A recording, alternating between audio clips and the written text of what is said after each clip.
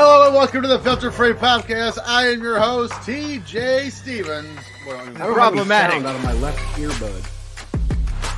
Getting off to a banging start here, though. Joining me, as always, Step ends. Dollar Bill Dave. I touched myself. I just need to clip that. Just Dave leaning forward. I touched myself. And Timmy C. Goo, goo, goo. Dave's is awesome, and he got a new hat, and it's hilarious. Are you drunk, yes or no? And it's marked on the right-hand side for both. Time limit drawers get my panties wet. I love it. We've covered this butt wipe on a few different occasions. Butt wipe? You don't call people butt wipe anymore? No. I'm not 7. Good news is I've limited the producer's amount to screw us over this, so we're actually going to get to sing along with the songs now. You are welcome. You gotta play for your right to party!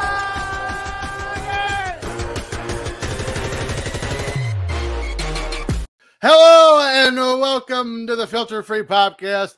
I am your host. Quit smelling your fingers. I am your host, TJ Stevens. Step ends. Joining me, as always, Dollar Bill Dave. Here. And Timmy C. All right. With Story a torn time, bicep children. and a titty tattoo. Torn bicep. Who day? Ugh. So, I went to Vegas. This Only past girls get tattoos on their titties, you weirdo. Actually, before you tell a Vegas story. Yeah, you might need that. I did a ahead. lot of that in Vegas. So, we get on the plane to go to Vegas, and I had packed away my AirPods, or so I thought. Sit down, It's a open great up the story. little charging case. Left my AirPods in my gym shorts when I took them off at the house. No AirPods on the flight, so I had to listen to fucking babies crying and all that shit. Get to the hotel. I'm like, man, I didn't have a chance to shave this morning. Got my electric razor out. Apparently it turned on in the luggage. So it was dead, and I didn't bring the charger for it. TSA thought Timmy C had a vibrator in his carry-on. Well, I wish they'd have turned it off. And yeah, exactly. My white people problem corner. So then we go to Gillies in Las Vegas. And everyone decides they want to ride the mechanical bull. I'm I a have legend ridden at a mechanical bull before. Huh? I'm a legend at that. I know. Yes. I showed everyone the video. You did. I did. There too. Like in Vegas, I'm like, this is my buddy TJ. I know you asked me to send it to you. Yeah. So I get on this mechanical bull, and the asshole running the bull starts explaining, and I'm like, yeah. I said, I listened to him, and I'm like, he goes, have you ever done this before? I said, yes. He stopped listening at that point and was like, oh, he knows what he's doing. I'm like, I did it badly. Like, I'm listening. What? Tell it. So stops his little spiel. Then proceeds to give me the fucking ride of a lifetime, apparently. And I tore my bicep. Somewhat. At least partially, maybe fully. When's your appointment to see the... I'm not going to see him. Fuck him. Because everything I've read is like, they're not going to do surgery because I'm not an athlete. And it's not going to... It's not true. It's tore at the elbow. That's not So true. I will still have use of my arm. There's a guy I work with who's an electrician who's 56, and he's getting ready to have bicep surgery. Did he tear it at the shoulder or the elbow? Shoulder. Okay, yeah. They repair it at the shoulder because you lose a ton of use of your arm at the shoulder. I tore mine at the elbow. Well, he was he was supposed to have surgery and went on vacation instead. I would have done that too. So I tore my bicep. Then I went and got a tattoo that night. Bengals logo on my chest. I'm a real fan. Dave, where's your Bucks tattoo? You're an idiot. When Dave, then, yeah, when Dave gets a boner, it's the Buccaneers flag. Mm-hmm. that would be awesome. You raise the flag when you get inside the 20. Anyway, if you want to hear more about our white people problems, please remember to subscribe and rate this show wherever you get your podcasts. While you're at it, follow the show on Twitter at ffpopcast, POPCAST, on Instagram at Filter Free Podcast. Follow our Patreon on Twitter at Filter Free Net. Of course, Premier Streaming Network at Watch on Premier. And Timmy, if they go to www.patreon.com/filter free, not only will they get the chance to win the opportunity to perform your bicep surgery, what else will they get to have? You will get Legends. Let's rethink this. Footballers getting paid with Tim and Dave. Evolution of Evil. Wrestling with commercials, which Dave and I are putting one of those on the books today. Dave just found out about that. Plus our list of 2024 events, which includes the Royal Rumble. We going to Tampa, baby. Getting out of the Midwest, heading to the Southeast. I'm excited. I am excited, yes. It's a small possibility, but it's a possibility. I'm going. So really all I'm waiting on is flight packages. So we'll have to see how that goes. Also, I have to see if the second person's coming with me. Dave's got a package for you. It's a little Buccaneers flag. I've seen it. You'd be proud to wear it in Tampa. It's been on my forehead. What? Ew, Who said that? gross. Anything else we want to talk about before? We had a lot to say last week before we covered whatever we covered. I don't even remember, but we had a lot to say in the world of wrestling, and it's been relatively quiet since then. Yeah. Thank goodness. We needed a break. We need a break from wrestling. Well, just from all the crazy / stupid shit that was going on. So that shit's still going on. I just started ignoring it. So well, there is that. You know what? I've really gone out of my way to not go on Twitter but once a day for like the last week. And it's been phenomenal. Much happier. Yes. I love Twitter. I do. I like it in spurts. But if I look at it too much, I just get depressed with the state of society. I usually use it to get my news. I try to slide past everything that's wanting to fight about some dumb shit. I talk to Steve and I talk to Alyssa on there. That's about all I do. We can't talk to them right now because they're busy. Wee-oo. Oh, he posted a GIF about it. Steve Posting Carell in the pictures about it. That's weird. Yeah. So happy for him. You think he had a sandwich during the middle of it? Under her titty. A Vegemite sandwich under her titty. But Steve, congratulations on being back home, my friend. We're all happy for you here. But do you know what else I'm happy about? We're going back to 1999 here. Are you guys ready? Don't jump the gun on me. My bad. Are you guys ready? I'm ready. No. I was born ready. I'm ready. Because I'm obviously over ready. Jesus. This week, we're going back to October 1st, 1999. We're going to watch some ECW Hardcore TV. Now, to clarify, this is not the ECW Hardcore TV footage from house shows. This is ECW Hardcore TV on TNN. So if you want to go back on the Peacock and watch it, there you go. It's ECW Hardcore TV on TNN from October 1st, 99. However, before we get back to that show, yesterday, with some harpsichord, let's run through some events. Filter free up first stories that missed the cut. October 1st, Edmonton Oilers retired Wayne Gretzky. It has been replaced. It's okay. It's okay. It drowns you out anyway. It's not there. They were playing. I'll put it in later. We'll do it live, which is the team that Gretzky was currently on. That's weird. That is We're going weird. to celebrate the opposing team. I wish I knew who won that game because I don't know. Which was the Oilers. It was October 1st. Who gives a shit? Stop it. Scottie Pippen is traded from the Houston Rockets to the Portland Trailblazers for Kelvin Cato, the Plastic Man, Stacey Augmon, Walt Williams, Carlos Rogers, Ed Gray, and Brian Shaw. A few years later, his wife would also be traded. The final score of that game was 1-1. Ice soccer. Somebody won it in overtime. It was, yeah, Nobody won in overtime. The They shootout. tied. Nobody won, including the They didn't fans. do like they had more ties back then. Remember? Oh, that's why they didn't do shootouts. So like They didn't do 2002. shootouts. So each team scored a goal in the second quarter period thing. Well, since they played overtime, it would have been a quarter. Yeah, Mm, and the final score was 1-1. gross. That sounds boring as shit. Also, I'm a little surprised Scottie Pippen's traded here for 6 people. Now, granted, I've never heard of Ed Gray. Well, his wife got traded to a 6-year-old, so I don't know if I like that. Michael October Jordan's 2nd. son does. Number 21 Alabama beats number 3 Florida 40-39 in overtime, snapping Florida's 30-game home winning streak. Seattle Seahawks legend Sean Alexander had 4 touchdowns in that game. That's Boone County legend Sean Alexander. Okay. October 2nd, Rob Thomas, the lead singer of Matchbox 20, is married to Marisol Maldonado in Santa Ynez, California. Is that Candy's sister? Yes.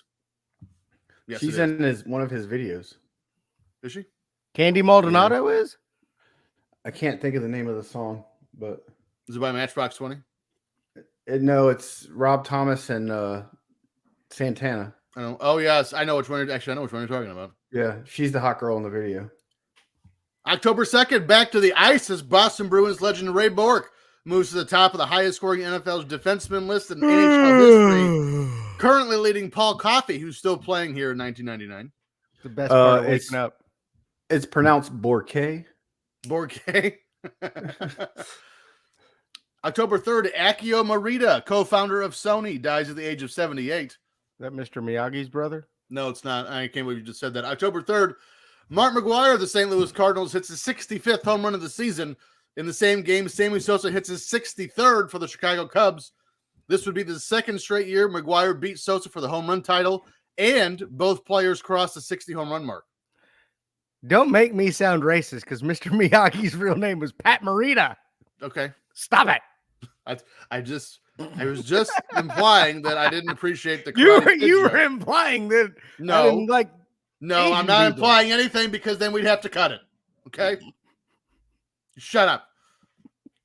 I was waiting for a steroids joke, and now we're doing this. October 16th. now we're arguing about Pat Morita. October 16th, Gene Sherherd, actor and writer of A Christmas Story, dies at the age of 78. I wonder if that's supposed to be Shepherd. I think it's Shepard. Okay, good. You dumb shit. Thank you, Dropbox, for correcting that for me. October 18th and 19th, the Yankees win the ALCS over the Red Sox, and the Braves beat the Mets in 6 games. More on this in a bit. Yeah. October 19th, Somewhere I Can Hear Efren Screaming, Believe by Cher was released. It would win Billboard Song of the Year in 1999. You believe Love.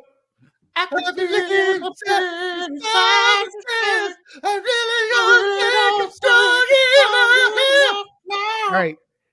TJ, I really don't understand What? why you're singing in a high-pitched voice. Cher has a deeper voice than you. It's like, do Yes. you believe in life after does not love after sound like- love? What was that? My name is Cher, and my number one fan is Efren. Hey, guys. She October does. She has a 22nd. deep voice. October 22nd.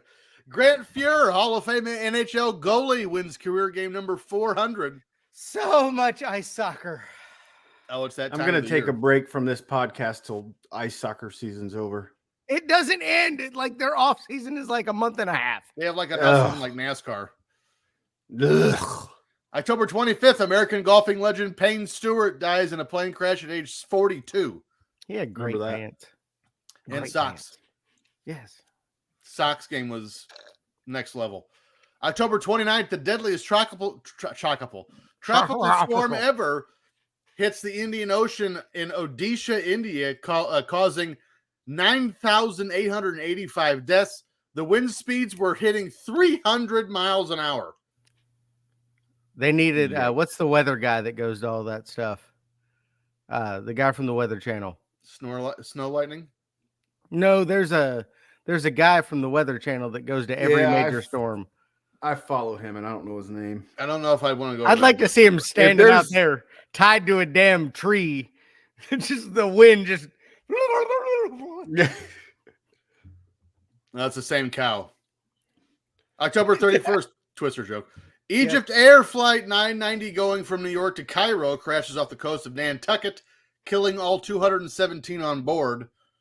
And that was stories that missed the cut. Stories in the wheelhouse. October Jim 4th. Cantatori. That's it. Yes. Cantori. Yes. Yeah. That's him. October 4th, one of the biggest country acts of all time, men or women, drops the eventual winner of the 2000 Billboard Song of the Year in the form of Breathe by Faith Hill. Faith Hill didn't really waste much time breaking into the scene as one of country music's Breathe the biggest acts. pressure. Come play game on test ya. I don't Psycho. think that's it. Somatic Atkinson. No. Breathe the Negative. pressure. Oh, No. Not it. I don't know what that was. I don't know what that was. I can sing.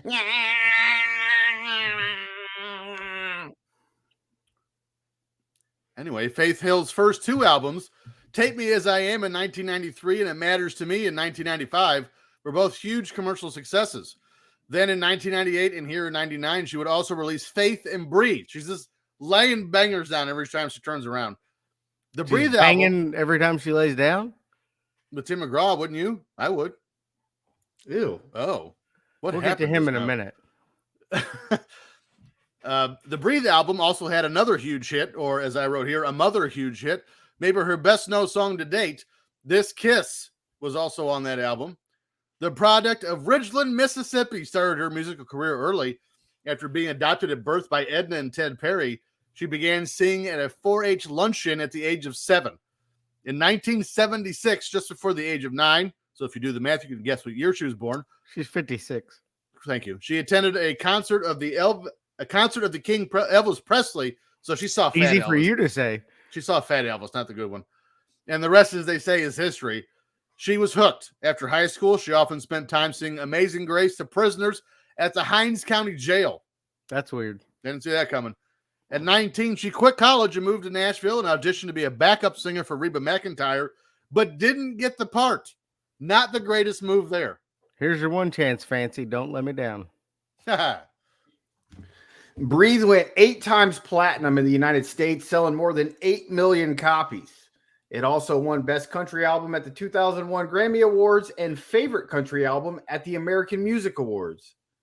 Songs Breathe and The Way You Love Me both reached #1 on the U.S. Billboard Hot Country Songs chart, with the former also peaking at #2 on the Billboard Hot 100 and was the top pop song of 2000 according to Billboard Year End. So is it country music or pop? Both. It seems to me that a majority of the new age country music that so many people love is closer to pop music than traditional country. Well, I mean, See Taylor Swift. it's evolving like every other genre of music does.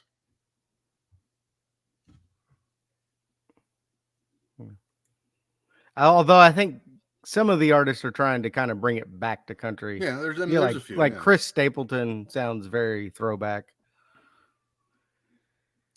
I mean, I She's just a saw saint, Monday Night Lainey Raw J. from '94. They brought Lane- back like Nikolai Lainey Goldkopf, Wilson. who's the shits. Yeah, like Lainey Wilson's Wilson. very, yeah. Megan Maroney, is that her name? No, she's a gymnast.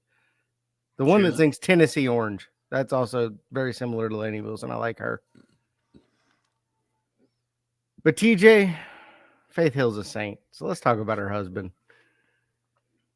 Tim McGraw married fellow country singer Faith Hill in 1996, and they have 3 daughters. He and Hill own Goat Cay, a private island in the Bahamas where he has shared photographs on Instagram of himself fishing. It was nice of them to name that island after me. After your stupid hair, not after your personality. K? No, just I am the goat. No, goat. He has a goat head. I thought your name was Timmy. It is. I am the goat. Of what? I don't know, but Tearing your something. bicep up. Tearing my bicep.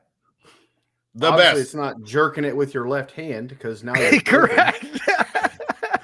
Inside joke there. Actually, I'll put your phone number up here on the screen and see if you can get any help there. All right. In 2000, this is the fun part. Kenny Chesney, little short sawed off half fuck. And McGraw became involved in a scuffle with police officers in Buffalo, New York, after Chesney was riding a state police horse and refused to get off the horse. They should have tased his ass. Mm-hmm. They don't have any baby tasers in Buffalo. Hmm. Do you think he might have had a little drink at that point where you hop on a police horse? That sounds Well, he did a terrible. song with Jimmy Buffett shortly after this, so yes, I'm going to say he did.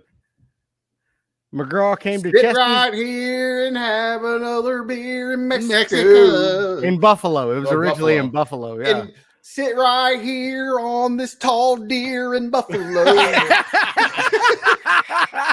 That was good. That was good. Why don't I have applause sounds on this thing? That's not that. Okay. McGraw came to Chesney's aid after police officers nearby believed the horse was being stolen by a child. The two were arrested and charged, Chesney for disorderly conduct and McGraw for assault, which is odd, but were acquitted in 2001. Can I tell you guys a secret? If we're somewhere like, say, Tampa, and you get shit-faced and you try to steal a police horse, y'all are on your own. Yeah. I'm gonna be like, look at I that got go. you. Look at that go. I got your back. I got your back. I got your back. Well, you know it's I'm not gonna going to be- be me. I'm gonna be stealing one right next to you. I'm already traumatized from the bull, so I ain't getting on the horse. I'll just try to let you ride it. Timmy's going to get on the horse, and Dave's going to just take a shit in the cop car. That way they can't get in it. In acknowledgement of his grandfather's Italian heritage, McGraw was honored by the National Italian American Foundation in 2004, receiving the Special Achievement Award in Music during the foundation's 29th anniversary gala. Indian outlaw, eh? Sounds like he might have been a member of the Strongbow tribe. It's also another very good joke by Timmy. It's two. It's good. We're done for sure. We're done. We're definitely done. It's getting Wrap dark. it up. We're done here. Well, unfortunately, we got to say goodbye to another famous Italian American. Because on October 6th, the wrestling world mourns the loss of the famed WWF and WWF personality, wrestler, and announcer Gorilla Monsoon as he passes away from a heart failure at the age of 62. Few people have the story of Gino Morella, and yet for some reason, he always makes my heater turn on. He gets left out nowadays on the list of great big men.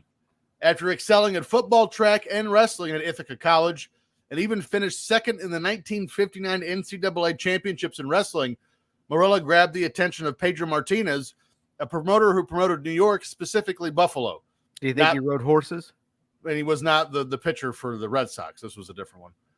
The 6'2", 330-pound Morella started off as an Italian babyface who would sing in Italian before his matches. During this time, Morella's real name was Robert. I mean, his name was always Robert, just for clarification. But during his wrestling career, he earned the nickname of Gino, which is why you always heard Jesse Ventura call him that instead of a gorilla when they would broadcast together. After doing well as a babyface, Morella noticed that the heels gained more attention from the fans, and this is where he changed his look completely and became Gorilla Monsoon. The Manchurian Giant quickly gained notoriety with his manager Bobby Davis by his side, dirtbag, and together the combination drew a lot of money for the company. In 1963, Vincent J. McMahon broke away from the NWA, renamed his company Capital Wrestling Corporation to the Worldwide Wrestling Federation.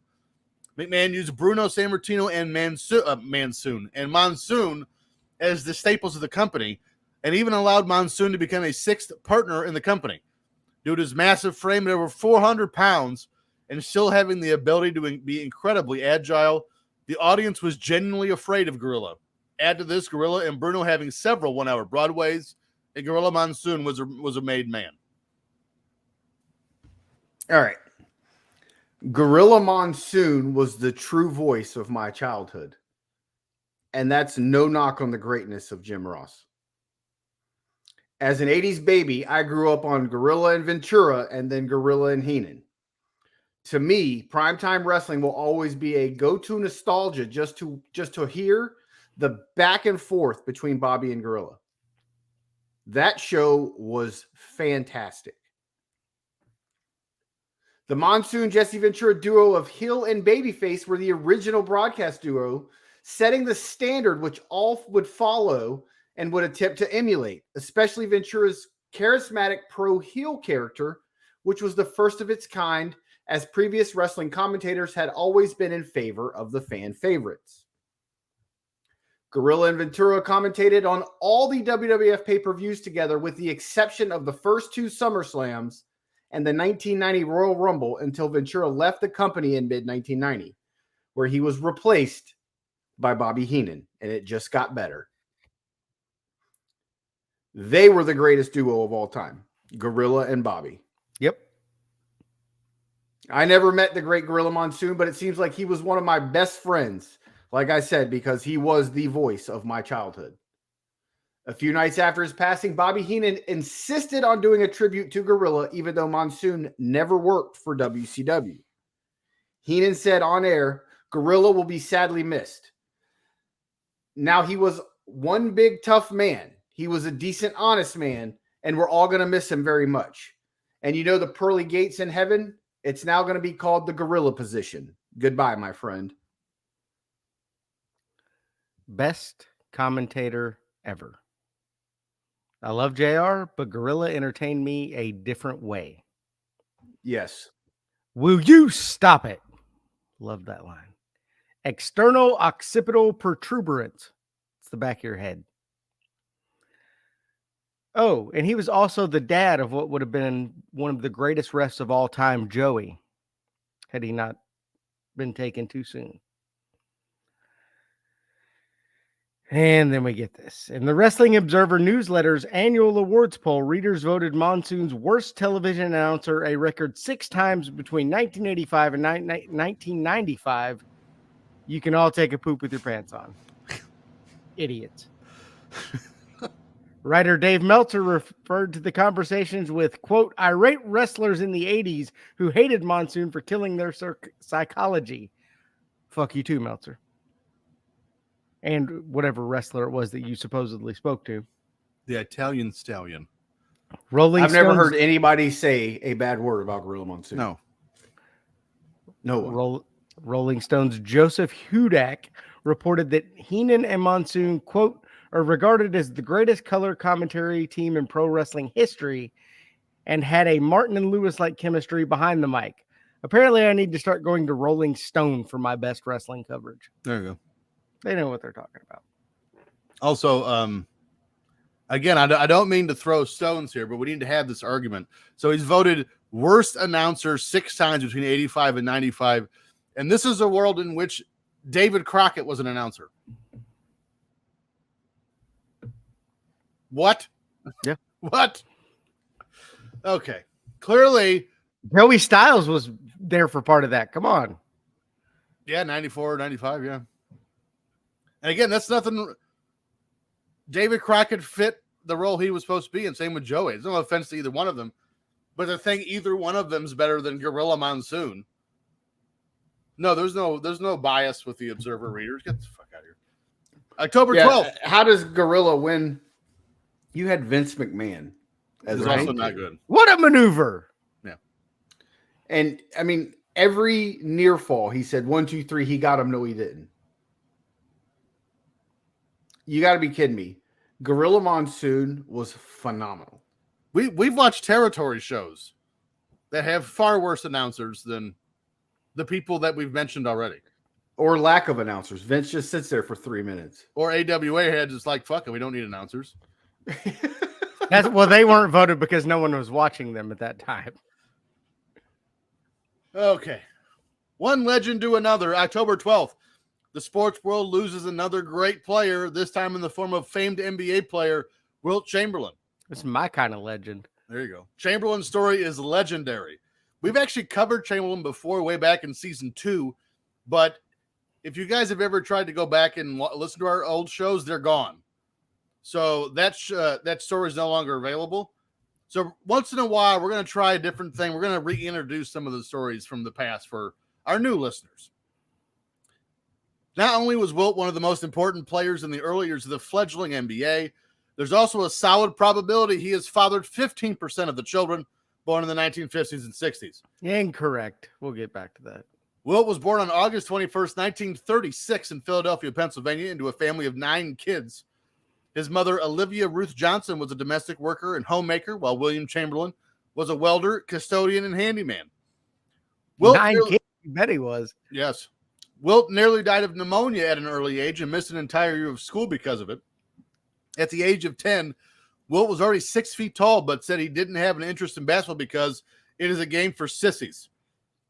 But he would end up playing basketball in the 7th grade, so he changed his mind quickly. Well, he was a 6th grader. They tend to do that. Yeah, that's true. At Overbrook High School, Chamberlain played basketball and was also a standout on track and field, even at 6'11". Wanting to get away from Philadelphia, Wilt chose the University of Kansas to play college basketball. Chamberlain's arrival to the college scene was highly anticipated and created a rule change before he even played. One of which was that a free throw shooter had to keep both feet on the floor. This was because Chamberlain could dunk from the free throw line without getting a running start first. That's crazy. Yeah. Players could no longer inbound the ball over the backboard, and also offensive goaltending was introduced after the play of Bill Russell and Wilt coming into the college ranks. He never won a title at Kansas, but he was a 2-time All-American and the 1957 NCAA tournament most outstanding player. According to former teammate Billy Cunningham, the NBA guide reads like Wilt's personal diary. Chamberlain holds 72 NBA records, including several regular season records in scoring, rebounding, and durability. However, blocks were not counted during his career. Chamberlain he had led in those too. Yeah. Chamberlain is best remembered as the only player to score 100 points in a single game. He also once gathered 55 rebounds and never fouled out. Chamberlain is the only player to ever average 30 points and 20 rebounds per game in a season, a feat he accomplished 7 times during his career. That's pure insanity. He's pretty good. He also once averaged 50 points per game as well as 48 minutes per game. These days, most of the stars can't play in games on back-to-back nights and have to rest all throughout the season because they're a bunch of wimps. While in college playing for Kansas, like TJ said, Chamberlain never won a national championship but came close, losing to the legendary Tar Heels of North Carolina in triple overtime in the championship of 1957. Yikes. Of course you had to get that in there. Yes. All Head right. coach Billy Cunningham, who was fired shortly thereafter for a point shaving scandal. And then his predecessor was too, as we just found out when we did the Dean Smith story. Dean Smith.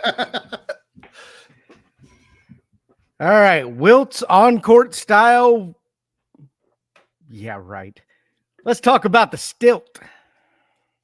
According to his lawyer, Seymour Goldberg, quote, some people collect stamps. Wilt collected women, and he was good at it. Swedish Olympic high jumper Annette Teneder. Did you actually put that little circle above the A? It's an umlaut. No. Did you do that on purpose? Yes. Nerd. She's Swedish. Of course. You're a nerd. You're lucky I didn't use 7 of them. Who met Chamberlain when he was 40 and she was 19. Gross. Said he was a pickup artist who was extremely confident yet respectful, saying, quote, I think Wilt hit on everything that moved. He was never bad or rude, though. That's impressive. That's also debatable. Yeah, we'll see. I would say just being 40 hit on a 19-year-old's bad. But he was nice about it. Well, thank God for that. In response to public backlash regarding his promiscuity, Chamberlain later said, the point of using the number was to show that sex was a great part of my life, as great as basketball was a part of my life. By the way, that number, 20,000 women. It's a lot of women. I don't believe it. I don't either. It was, I think he was 63 when he died. Well, if you divide 63 from 20,000, that number comes out to 317 women a year. And I mean, he wasn't fucking. Well, you got to at 8. subtract because he said he lost his virginity at 15. So subtract 15 from it. So you don't okay, divide it by so 63. 20. So Divided by 20,000 48. divided by 416. 48. 417. 416 women a year. That's impressive. And he wasn't banging 416 women a year at 61. So Do you think he was having day-night double headers during his 30s? Maybe. unless he had a lot of orgies, Which I totally Possible. buy. he's Possible. full of shit. Also, believe I him. love that they did the Ric Flair 30 for 30, and he was like, I've banged more women than Wilt Chamberlain. Nobody asked. Nobody And asked you. He's older than Wilt when he died too, so that helps. October, So- yeah, you also banged a woman out the night of your wedding, you dirtbag. Go ahead. To your point, TJ, Chamberlain also said he never came close to marrying and had no intention of raising any children. Well, thank God. So he was using protection apparently. And what was protection in the 60s and 70s? It was like a shopping bag or something. Fishing net? Pulling out. I always protected myself by putting it in her belly button. Had some nice bed sheets here. Oh. October 27th. We had I choked. We head over to the Fall Classic as the New York Yankees sweep the Atlanta Braves 4-1 to win the team's 25th World Series title. The 103-win Braves team were poised to make another run at the World Series after continuing to dominate the AL East as they were in the midst of their 14 consecutive AL East titles. The Yankees won 98 games that season and was loaded to the hilt with elite-level players. 9 players, coaches, and front office workers are already in the Hall of Fame in the forms of Derek Jeter, Mariano Rivera, Joe Torre, that's just the Yankees, by the way, Bobby Koch, John Sherholtz, who was the Braves GM, Tom Glavine, Chipper Jones, Greg Maddux, and John Smoltz, all already in the Hall of Fame. The Yankees also had Jorge Posada, Tino Martinez, Bernie Williams, Paul O'Neill, Darryl Strawberry, Hideki Arabu, Andy Pettitte, Roger Clemens, and David Cohn. Damn. Really, you had to go Hideki Arabu. Like What's wrong with Hideki Arabu? He was really good for like 4 seasons. The Braves had Brett Boone, Javi Lopez, Andrew Jones, Walt Weiss, Ozzie Guillen, Brian Jordan, Don Baylor, and John Rocker, who was in the middle of the 3 years he was good. The series was broadcast on NBC for television with Bob Costas and Joe Morgan. ESPN carried the series on radio with John Miller and Rick Sutcliffe. What the hell was Don Baylor doing there? Was he like the hitting coach or something? I think he was, yeah. I was going to say he wasn't playing then. No. This rematch from the 1996 World Series was another dud for the Atlanta Braves franchise that was so dominant in the 90s. 5 World Series appearances for the Braves netted them 1 single championship during a run which included 14 consecutive divisional titles. Terrible. Of course, those stupid Yankees had the largest payroll in the league yet again, hence why they have so many damn championships. Baseball didn't help the Mets this year. Baseball needs a salary cap. They do. This shit's stupid. They also need to reseed the playoffs when they start. All right, so I like this idea, TJ, of us covering things we've covered before for the new listeners. So We haven't Let's covered this World Series before. nope, but we've covered Roger Clemens, legendary shitbag Roger Steroids. Clemens. Forget steroids. That's like That's at least fourth, problem. fourth on the list of bad things he's done. In addition to lying about steroids, he's quite the philanderer and possible child diddler. Oh, yeah. In April 2008, the New York Daily News reported on a possible long-term relationship between Clemens and country singer Mindy McCready that began when she was 15 years old. Oh boy. So Wilt ain't looking so bad at 40 and 19 there. Well, yeah, I mean, yeah, by comparison, sure. Clemens denied, and we all know he wouldn't lie. Sure. When contacted by the Daily News, McCready said, quote, "I cannot refute anything in the story." Clemens is a liar. He is. Full In of her shit. in her sex tape by Vivid Entertainment, which I need to check out, She claimed that the first time she had sex with him was when she was 21. She also stated he often had erectile dysfunction. Well, steroids. A few days after the Daily News broke the story about McCready's relationship, they reported on another Clemens extramarital relationship, this time with Paulette Dean Daly, the now ex-wife of pro golfer John Daly. She the one that I makes didn't know. fried chicken? I didn't know Roger Clemens banged Paula Dean. That's gross. He's like 90. Was that around when she had her racist birthday party or whatever it was? I think it was. Yeah. I think it might have been a different one, but the she would have fit with that. I'm sure. I don't know if she would. She was far too old for him. I'd have erectile dysfunction with her too. I sure do. Daly declined to elaborate on the nature of her relationship with the pitcher, but did not deny that it was a romantic and included financial support. You soft dick piece of shit. I hope you burn in hell. Wow. He's still alive. I don't care. When he goes, I hope he burns in hell. I think that much vitriol means one thing's on the way. Means it's my turn. But today, Is it my turn? Get out of here. I'm the greatest of all time.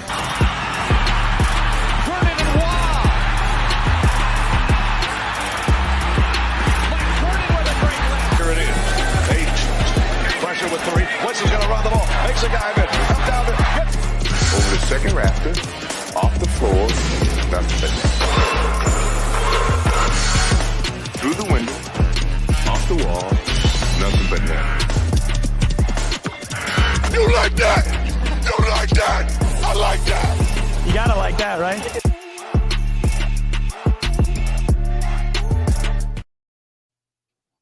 All right, here we go. It's time for box score trivia. I'm gonna switch it up a little bit. I'm gonna change the rules because I've noticed a pattern here the last few weeks. So we're gonna start with batting average leaders. We're gonna do 6, but I'm removing Tony Gwynn and Frank Thomas from the top 10 because you two always guess those two. So here we go. There's 8 to go. Let's see if you can give me half of them. Let's see if we can go for 4. By the way, as of right now, it is 19-5. Dave. Derek Andres Jeter. Galarraga.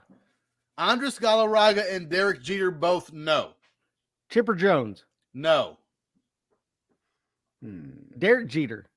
You just said that. No.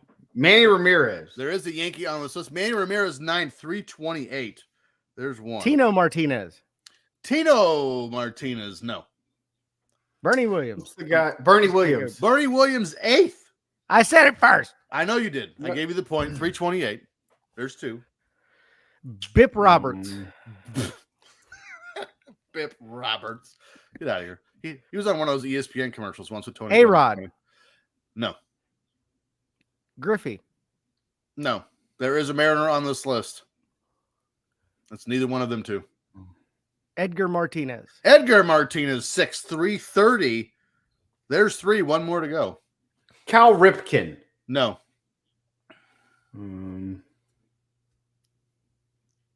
What's funny is there's a Barry Brave. Bonds. No, there's a Brave and an Indian on here. Dave And you- Justice. Dave Justice of the Cleveland Indians 7/329. There's 4. Nomar Garcia Parra. Nope. Here's the rest of your top 10. And at number 10 of the San Diego Padres, Wally Joyner 327. Of In- the Padres. 5th of the Atlanta Braves, Kenny Lofton 333. Number 4 was Frank Thomas, who I removed 347. In 3rd of the LA Dodgers, Mike Pizza 362. Damn, we always forget Oh, him. damn it, I forgot pizza. Mike Pizza. 2nd, Larry Walker of the Colorado Rockies 366. And in the lead, Tony Gwynn 372. Because he Timmy. always was. Timmy catching up here a little. I mean, a little bit, not a lot, but let's go to home runs. And before we start, I am removing McGuire, Griffey, and Bob. Sammy Sosa. So here we go. The rest of the top 10. Sammy Sosa, no. Mike Frank Pizza. Thomas. Do you know what I just realized? You just said Sammy Sosa had 60 on the last. I'm looking at 1997. Wait, were you looking at it for the last one too? All of them. Well, fuck it. We'll just keep going. 1997 home run leaders. Mike Pizza. Mike Pizza, 8th with 40. Frank Thomas. Manny Ramirez. Frank Thomas, no. Manny Griffey. Ramirez, no. Griffey. Griffey, I said I removed him. Oh, Albert Bell. Chipper Jones. No to both. Strawberry. No. Bagwell. 5th, 43. There's 2. We get 2 more. A-Rod. No. Oh, not 97. Probably 99, though. I'm such a moron. Actually, let me go ahead and switch my pitching ones over to 99 now while we're thinking about it. 97 home runs. Greg Vaughn. Canseco. No to both. Mo Vaughn.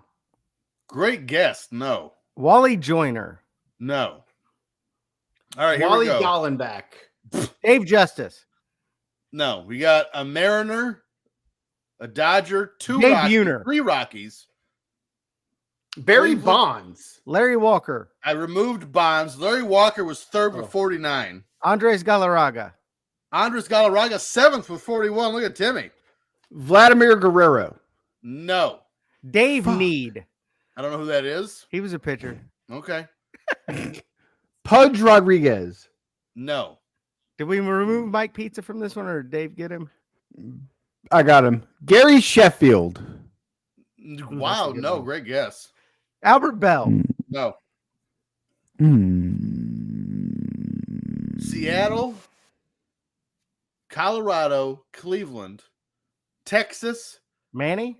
the Yankees. Juan Gone. Juan Gonzalez, 6th with 42. Here's the rest of your top 10. Tied for 8th with Mike Pizza and Barry Bonds was Jay Buhner. I said Jay Buhner. Did you? I'll give it to Yes. you. I didn't hear that, you lying sack of shit. Well, you'll be able, when you cut the video, you'll Yeah. hear me say it. Jay Buhner, Vinny Castilla, and Jim Tomei. Ah, that's the Indian. 4th, Tino Martinez with 44. Really? I also said that. 3rd, well, you got Larry Walker. 2nd was Griffey with 56, and 1st was Mark McGuire. I knew this was wrong because McGuire said he played for 2 teams, and I know he did not play for 2 teams in '99. So we'll just skip my last batting category since this is the wrong year. Let's move into this year, 1999. What do you think about that? We'll do wins and saves here. Let's start with wins. Oh shit! Greg Maddox. Hold on, I clicked on a person's name on accident instead of the category. Here we go. Greg Maddox. Who said Maddox? Me. Dave. 4th with Glavine. 19. Pedro Martinez. He Tom won't even Gl- let me. Tom Glavine. No. Pedro led the league with 23. Clemens. Randy Johnson. No and no. Pettit. No. Roger Clemens. No. I already said that. He did. David Wells. No. Cone. Fuck. No. David Cohn. No. There are no Yankees on this list. There's 2 Braves. Jamie Moyer. Steve Avery. Bartolo Colon. Bartolo Colon tied for 5th with 18. There's 3. How many we need? 1 more. And I don't Here's know if the you're going to deal. get it. I don't know if you're going to get one. Cliff Lee. No. Here we go. San Francisco. Kurt Schilling. No. El Another Duque. Brave. Randy Johnson. Nope. A I already Dodger. said that. Dingleberry. A Cardinal. A Ranger. An Oriole. Kenny Rogers. No. And 2 guys from Houston. 2 guys from Houston. We've talked about one of them on the show. We need to do a story on them one of these days because he signed one of the most ridiculous contracts in baseball history when he signed Andy the Bennis. Rockies. Andy Bennis? No. Love that guess, though. Who's the guy that played for Atlanta? One of the guys we've talked about was actually Rookie of the Year somewhere in this time frame. Smoltz, Avery, El Duque. Millwood. Kevin Millwood tied for 5th with 18. Here is the rest of your top 10. All tied for 5th. I believe this is Russ Ortiz of the San Francisco Giants. Kevin Brown, former show topic, LA Dodgers, number 18. Kent Bottenfield of the St. Louis Cardinals. Aaron Seeley of the Texas Rangers. Mike Mussina of the Baltimore Orioles. Moose. Tied for second and third of the Houston Astros, Jose Lima with 21, and Mike Hampton with 22, and then Pedro had the league lead at 23. Let's move on to saves. 4. We'll do 4 here. John Wetland. John Wetland, coming out of the gate, tied for second with 43. Bobby Thigpen. No. Then you go and do something. Mariano Rivera Led the league with 45. I don't know why that would have been so hard.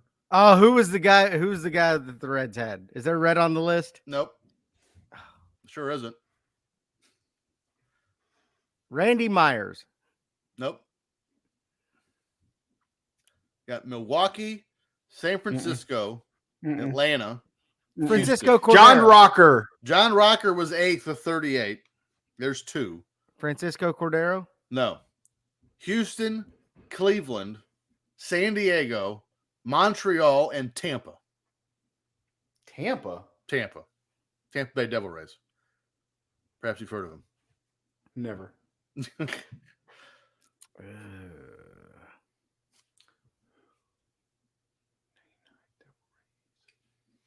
El Duque. Orlando Hernandez. Nope. 2 of these guys. Lee Smith. No, 2 of these guys that I can think of are, I'm pretty sure, in the Hall of Fame. If I know one of them is, if the other one is not, he should be. I'm so bad with saves. And this is the guy from Houston that I'm talking about. Guy from Houston. He was like 5'5". Touchdown Bears, by the way. Roy Oswalt. He was a starting pitcher. Well, he was 5'5" too. Thought maybe he went to the bullpen that year. Nope. Napoleon Boniface or whatever his name. Bonaparte, his thing is what you mean? Yeah. Dynamite. Napoleon Dynamite. Uncle Rico. One more guess each because you're dying a slow death. Yep. Andy Bennis. You know. Dave, you got one more in you? All right, Baker here we go. Mayfield. No. Here's your top 10, tied for 9th. Of the Milwaukee Brewers, Bob Wickman. Everyone knows Bob Wickman. And then Rob Nen of the San Francisco Giants. Tied for 6th, Mike Jackson from Cleveland and Billy Wagner of the Houston Astros. 5th, Trevor Hoffman of San Diego. 4th, Uget Urbina of the Montreal Expos of 41. Tied for 2nd with John Wetland, Roberto Hernandez, Tampa Bay Devil Rays legend with 43. Never heard of her. And that has been Box Score Trivia. Timmy had a good comeback here. It is now 28-13. I mean, it's my turn? Oh, so you're just going to come in and be like, oh, surely TJ's ready for this. Yeah. That means it's my turn. Let's go to Timmy's Trivioki. Figaro. That's not Tosca. Ugh, my ears. My neck, my back. Yep. I remember. Everyone remembers when Elvis performed that. Jamaica. Ooh, I want to take you to Bermuda. Bahama. Come on, pretty mama. All right, let's get into this. Song number 1. Clue number 1. This was originally an instrumental mambo and jazz dance song originally composed and recorded by Cuban musician Damaso Perez Prado in 1949 and released Mambo number 5. A little bit of Monica in my life. A little bit of Erica by my side. A little bit of Rita's all I need. A little bit of Gina's what I see. A little bit of Sandra in the sun. All night long. A little bit of Jessica. Here I am. A little bit of you makes me your man. I do it all to fall in love with a girl Right. like you. So, Dave, you got that bonus points if you can tell me what nationality he is. Lou Bega, Cuban. Lou Bega, German. That's what I said. They're very similar. I need to just start blurting out the first thing that enters my head because as soon as you said Mambo, my head said Mambo number 5. I'm like, clearly that can't be the answer. That would be stupid.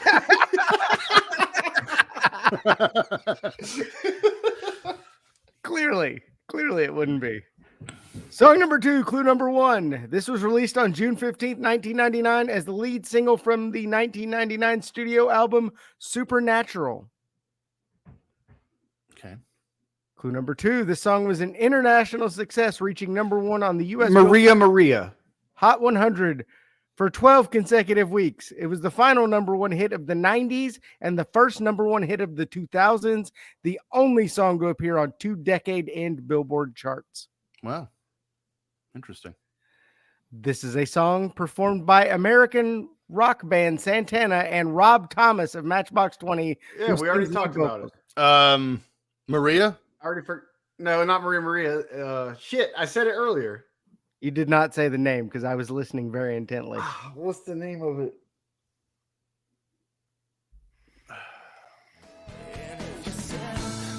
This life ain't good enough. I give my world to live through it. I change my life. Smooth! Yes! So smooth. And it's Just like the ocean, part of the moon. It's the same emotion that I get from you. You got the kind of loving that can be so smooth, yeah. Give me your heart, make it real, or else forget about it. Well, that I was got fun. I know that song. Song number 3, clue number 1. This is a song by American rock band Smash Mouth from their second studio album. All Star. TJ gets it. What? No way. Hey now, you're an all-star. Get the game on. Go play. Hey now, you're a rock star. Just go on, get paid, and all that glitters is gone. Only shooting stars break the low. It's really sad that the last public image we got was him just plowed on stage doing Nazi symbols and telling the crowd if he could suck us on dick, he's never leave his house, and now he's on hospice. I mean, that's sad. No, he's dead. He's dead. Oh, he's dead now. Yeah, he died. Okay. He gone. I don't watch the news. Congrats. He gone. Congrats to you, sir. Yeah. He sucked a little too hard. Yeah, I guess. Choked. Took the life out of him. I mean, you want to feel bad, but and then you're like, well, he was pretty hard flashing the Nazi symbol or the salute at a concert, so I'm not all that upset about it. You never heard anything about that before. I wonder if the drugs may have just got to him. Of course they did. Did you see that? Even if I'm on drugs, I don't know if I'm gonna hell Hitler or whatever. Yeah. That's just The fact that he was ambulatory at that concert was nothing short of a miracle. yeah. No, I think I'm good.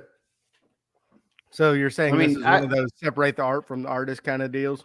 I drink a lot. It's true. You guys don't see me do racist shit when I'm drunk. No. Except I stupid. go to ice cream parlors. Whitey's ice cream is good, man.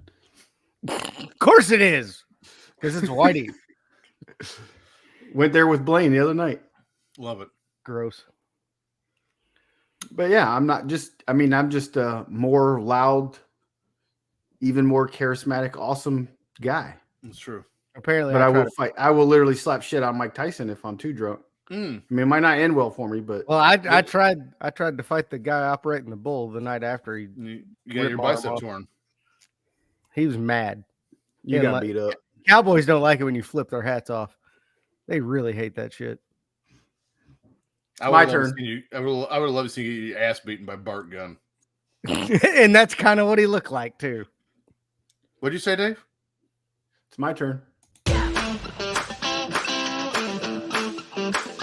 Oh, it's time for Dave's Fave. Have you seen it? You slip her the hot beef injection.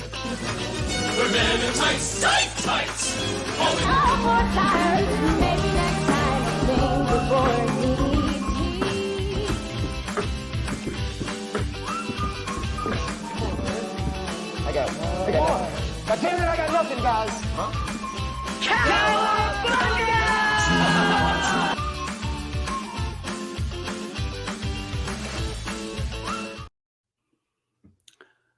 It's time for Dave's Faves. Timmy C leads 3-2. 4 movies this week. Let's make some magic happen, TJ. Okay. Of course. I'm in.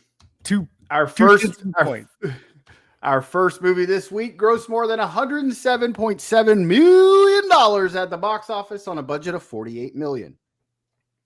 This is an American black comedy war film. In the aftermath of the Persian Gulf War, 3 soldiers set out to steal gold that was stolen from Kuwait. 3 Kings. 3 Kings. Timmy C. Did you say black? It's not an African. It's a black. I was like, George Clooney starred in that movie. Dark comedy. Dark. Okay. So I was about to be like, what? I'm about to be like Big Mama's house. Big Mama goes to the Persian Gulf. God damn, Tyler Perry got darker towards the 90s with his material there, fella. That was Big Mama's Medea house. goes to Martin Kuwait. Lawrence. All right. Movie number B. Are you ready? With a budget of $63 million, our second movie this week raked in $101.2 million at the box office. It's not great. An insomniac office worker and a devil-may-care soap maker form an underground club that evolves into Fight Club. Terrace. I was so focused on soap maker. I'm like, what? Yeah, that's what gave it away. All right, here we go. Movie number C. On a budget of $14 million, movie number C grossed $30.6 million at the box office. Movie number C is an American comedy film and Saturday Night Live spinoff. Night at the Roxbury? A nerdy Catholic schoolgirl, Mary Catherine Gallagher. Superstar. Superstar TJ with 9 points. All right. Terrible. 8 people saw that movie. I was one of them. Sometimes I put my hands in my armpits and then I smell them like this. I shouldn't do that. I went to the gym. Our last movie is an American teen romantic comedy. 1999. I know. On a budget of $8.5 million. Our last movie this week grossed $22.6 million at the box office. I hate everything about you. Dude, where's my car? Nicole and Chase used to be BFFs.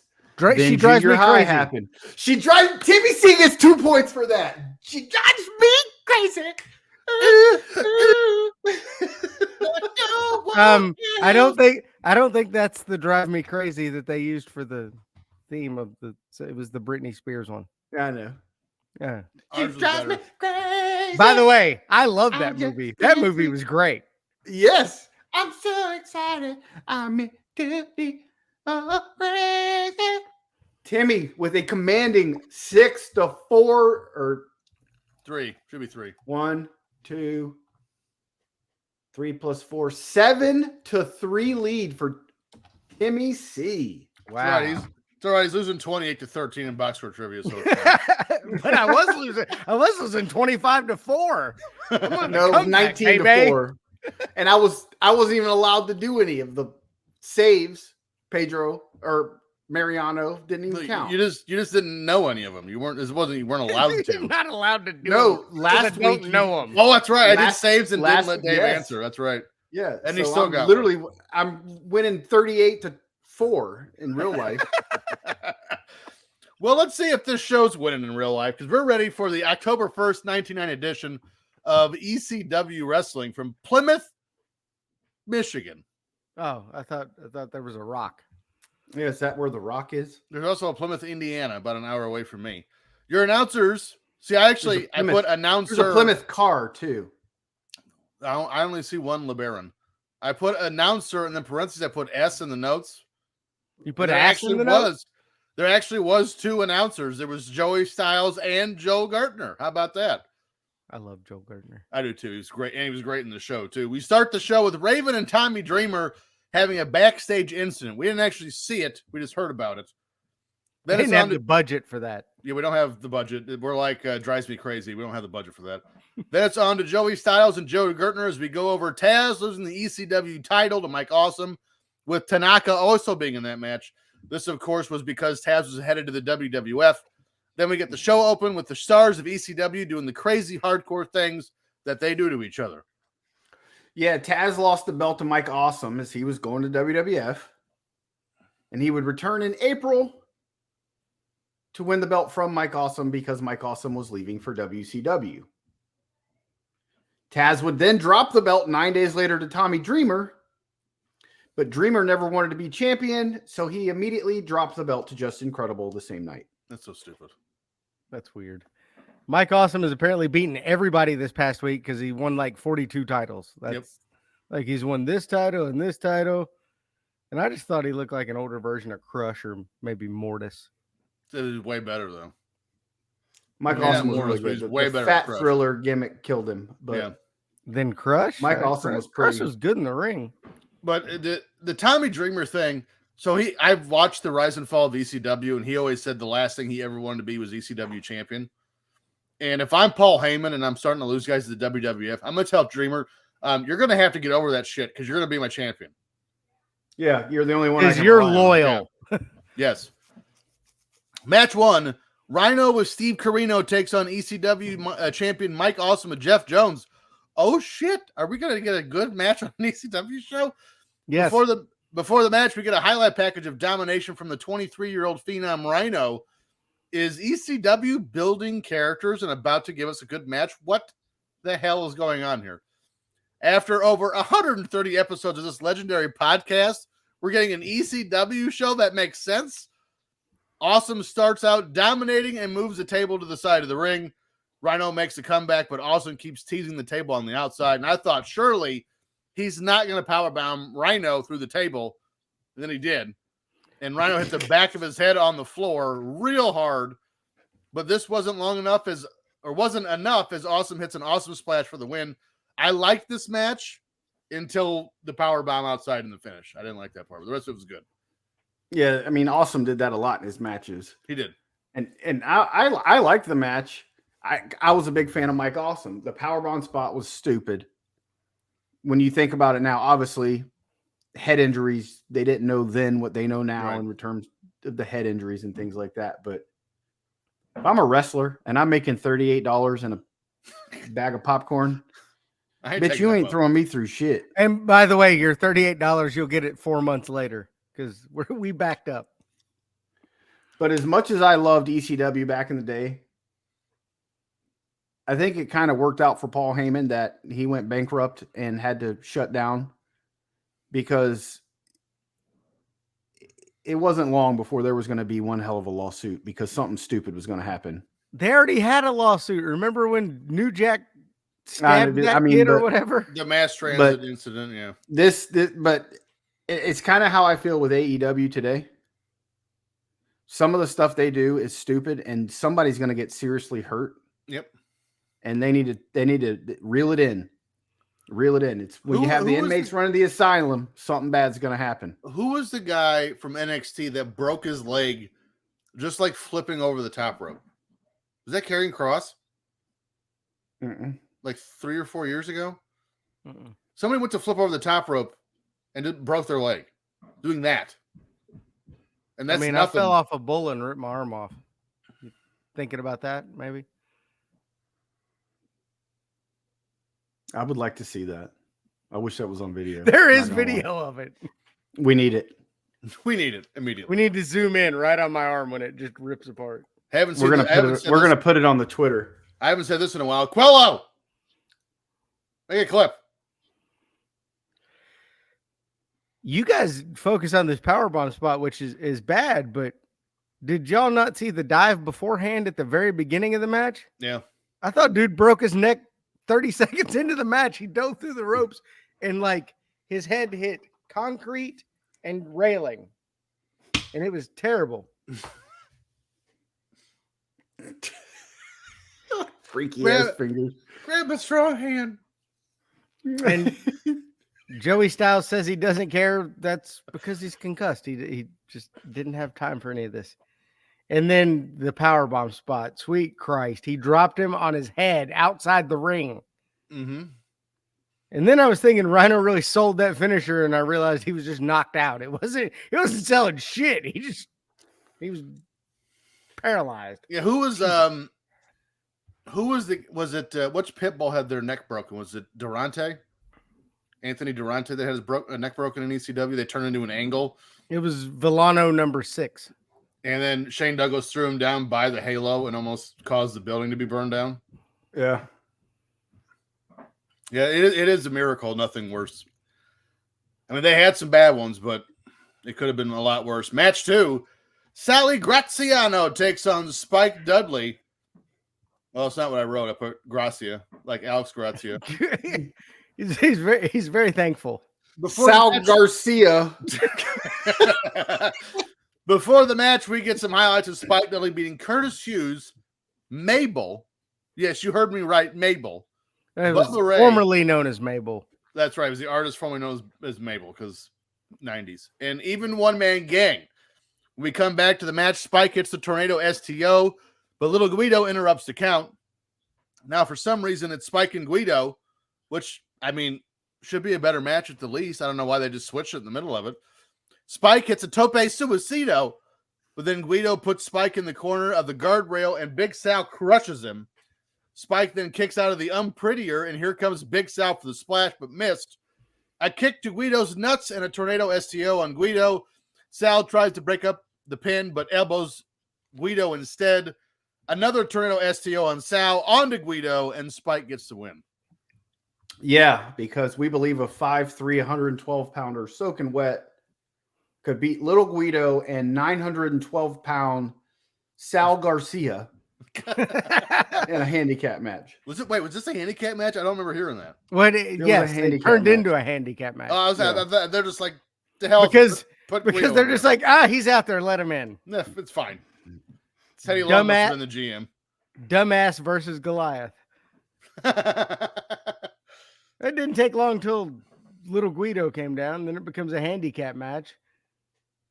And why are they showing Spike Dudley as being more dominant than Goldberg was in WCW on the show? He beat everybody.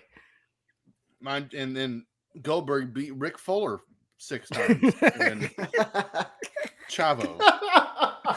Rick Fuller. And Roadblock. Next Delaware Legends, let's Roadblock. rethink this. Rick Fuller.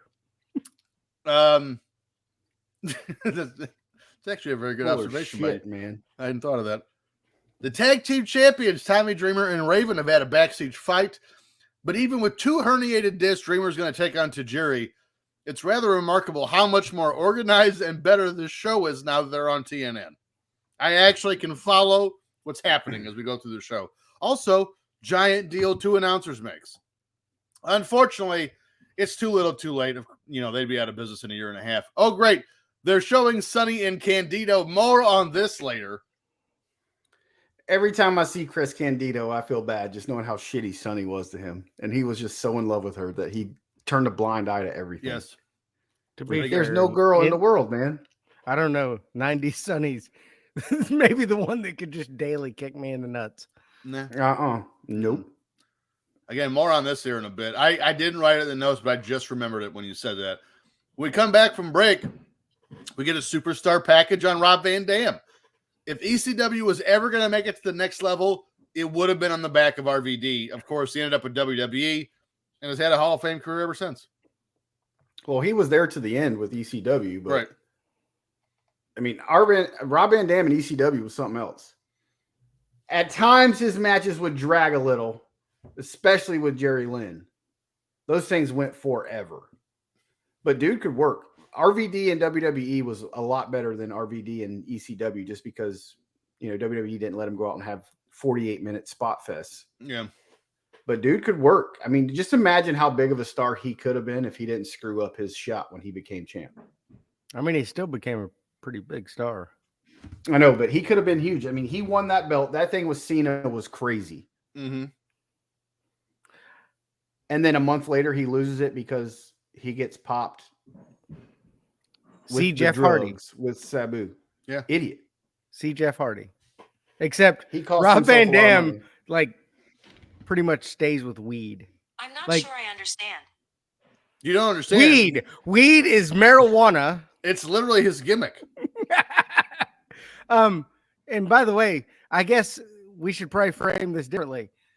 If RVD were in his prime right now, even being on weed, which is now accepted, he would be a huge star. Absolutely. Yeah. Absolutely. Yes. Joe Gertner is hilarious on commentary here. I liked it. Joe Gertner was great. Yes. His in-ring as the announcer Quintessential stud muffin was the best shit ever. When he was with the Dudleys, yes, so good. The problem I saw with this, there was no intro, nothing about it. It was just the video package. I wasn't sure why they were doing it. I mean, just give me a little lead in, give me a little lead out, just something. I agree with you. They weren't throwing to the packages. I mean, I think this was literally coming out of break. Yeah, they just went to the package. They didn't mention it afterwards either. It was just there. I mean, they were still relatively new to the TNN scene. I don't think they'd been on the network I don't think it'd been a quarter yet. And this was just some of their growing pains. But you'd think Paul Heyman, being from WCW, would know how to throw to shit because he was a color commentator at WCW as well as a manager, but it is what it is. Match 3, Danny Doring and Amish Roadkill with Miss Congeniality against C.W. Anderson and Bill Wiles. This match actually took place at Anarchy Rules. Miss Congeniality is all the way live here on this show. Mm-hmm. I also never realized how over Amish Roadkill was with the ECW fans. His reaction was nuts when he got into the ring. C.W. Anderson is someone who I will never figure out why he never at least had a cup of coffee with the WWE. Although while watching this match, I found out Anderson actually turned down a 6-year deal with WCW after training at the power plant in '99. He had one televised match with ECW, which was a loss to CM Punk, and then was released with 10 other superstars. This was a decent match, and Roadkill hits a big splash. And good night. Your winners are Doring and Roadkill. Timmy, what is your problem? Did you shit your pants? I'm not sure I was watching the same match when you're talking about the C.W. Anderson guy. C.W. Anderson was good. Okay. Just not, I mean, maybe not. He was old school. Yeah. He has all the charisma of an old shoe.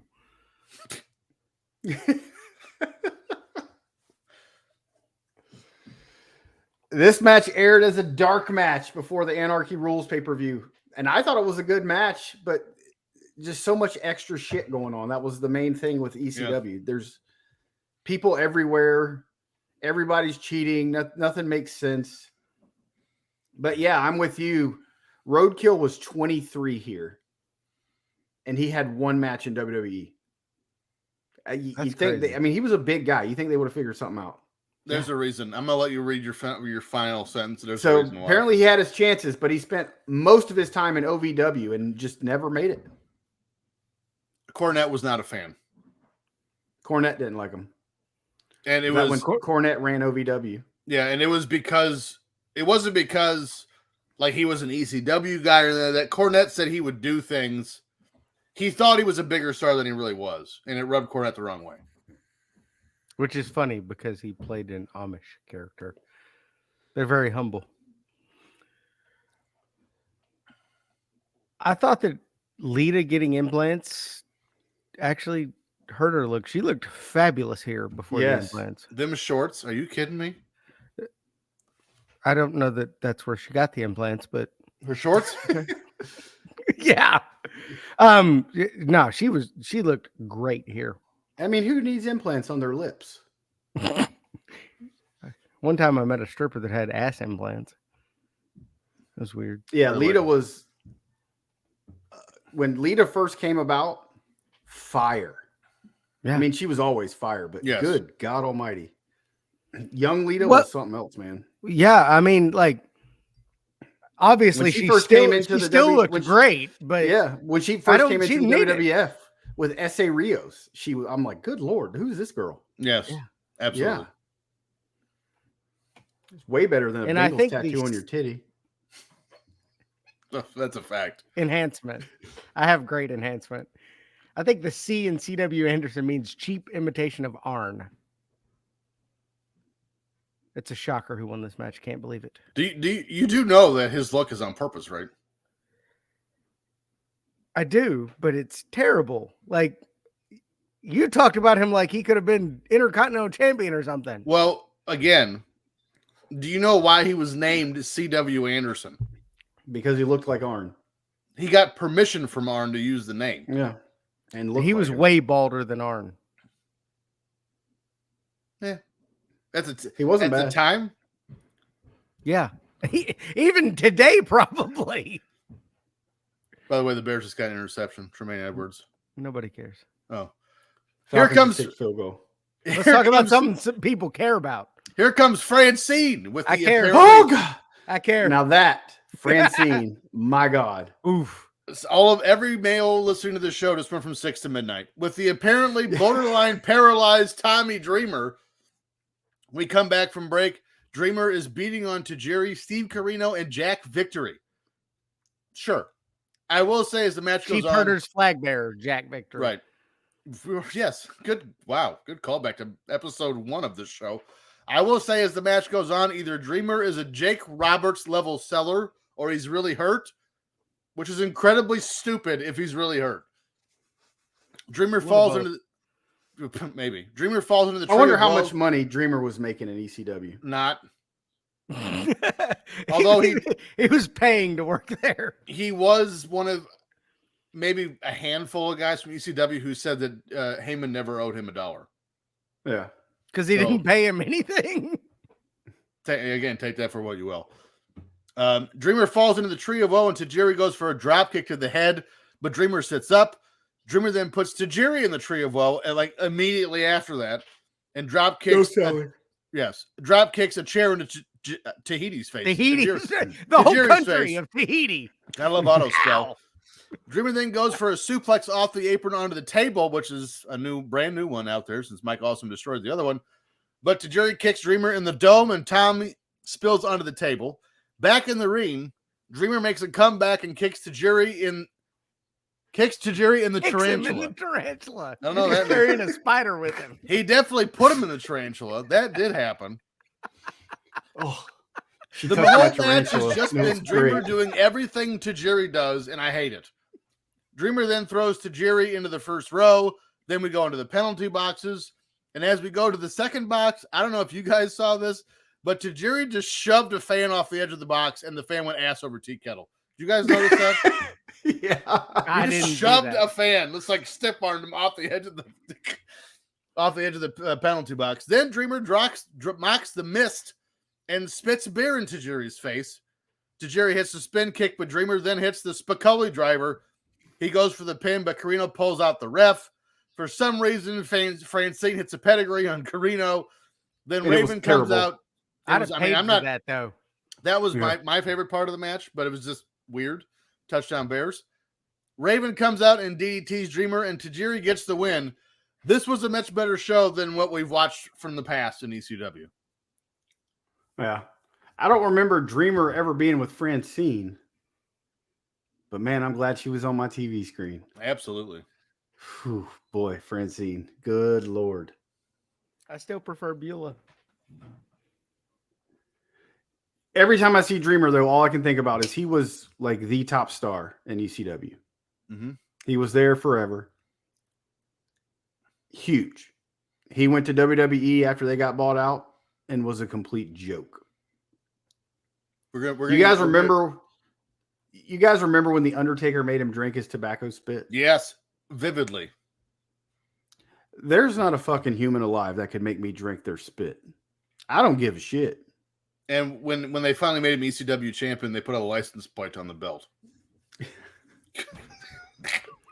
This match sucked. It was 90% of it was in the crowd.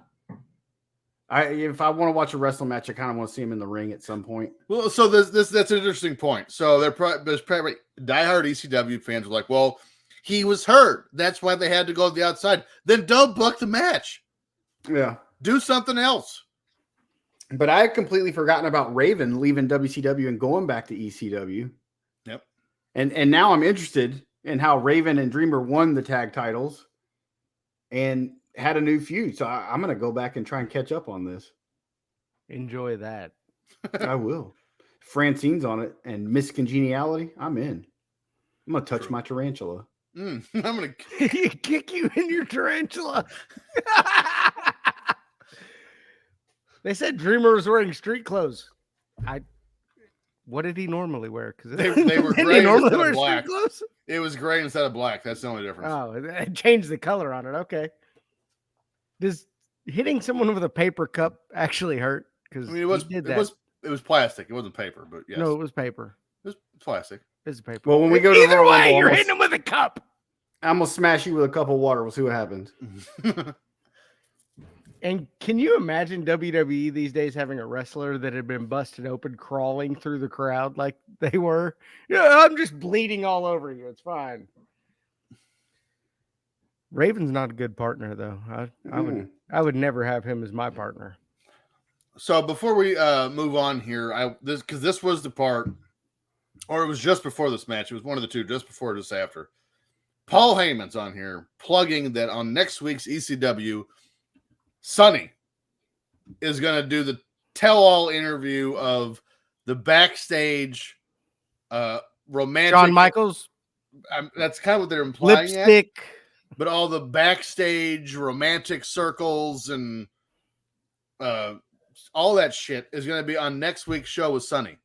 What? Chris Candido is in your company, and you're going to make her do this interview. And they're still dating. Yes. And you're going to make her, mind you, while you're just robbing them blind on their credit card debt, you're going to do the, I was stunned when I saw that. Like ECW did some low down dirty shit, but this is the topper to me. Like that is bananas to me. Yeah. Bananas. That whole thing is bananas. It's terrible. I feel so bad for Chris Candido. Absolutely. What? Like I saw that. I go, no way they're doing that. There's no way. Like, I kind of want to watch the next show to see what it was because I don't remember it at all. But you know what you're going to remember is this week's episode. And if you liked it, please let us know. Give us that 5-star review wherever you get this podcast. Make sure to follow the show on Twitter at FFPopcast, on Instagram at Filter Free Podcast. Follow our Patreon network at Filter Free Net, and of course, the premier streaming network at Watch On Premiere. As for us, you can find us all on our social media platforms at Timmy C. At Timmy C 1979. Dollar Bill Dave. At Dave in the HSV. And I am at T Stevens 91. Next week, we said we were going to do it, and we're coming through. We're coming live. We're going to do it live. We're going to do it live. We're going to do an episode of WWF Saturday Night's Main Event from October 4th, 1986. Now, outside of this being Hogan and Orndorff, why are we covering this show? Round 2 of the life of Lenny Dykstra. Baby! Joan Rivers is and on so time. And this episode will be live the day after this drops. Yes. So the this day drops after Tuesday, this show so drops. This coming Wednesday. Yes. We Tomorrow. are live. Tomorrow night we will be live. Joan Rivers is on prime time. Reagan and Gorbachev have a sit down. We're going to break that down in detail and so much more. This has been the Filter Free Podcast, and so long for now. Joke of the week. What has 4 wheels and flies? Airplane? A Well- garbage truck.